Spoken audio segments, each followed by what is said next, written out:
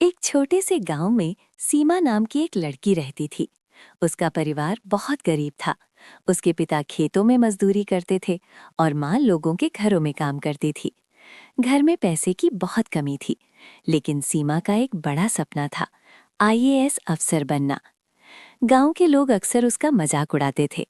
वे कहते थे, गरीब की बेटी आईएएस बनेगी, ये सिर्फ सपना है। लेकिन सीमा ने हार नहीं मानी। वो रोज सुबह जल्दी उठकर पढ़ाई करती थी।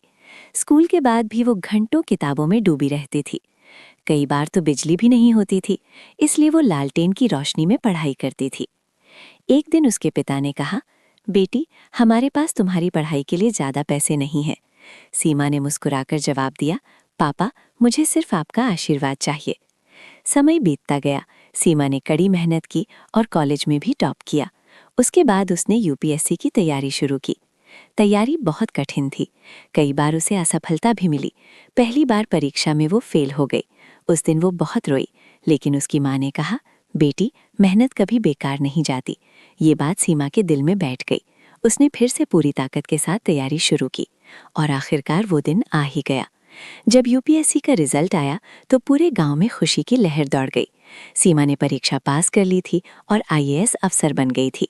जो लोग कभी उसका मजाक उड़ाते थे, वही लोग अब उस पर गर्व कर रहे थे। सीमा ने अपने माता पिता के पैर छुए और कहा, ये जीत मेरी नहीं, आप दोनों की है। उस दिन पूरे गांव को समझ आ गया कि सपने गरीब या अमीर नहीं देखते, सपने वही पूरे करते हैं जो मेहनत करते हैं।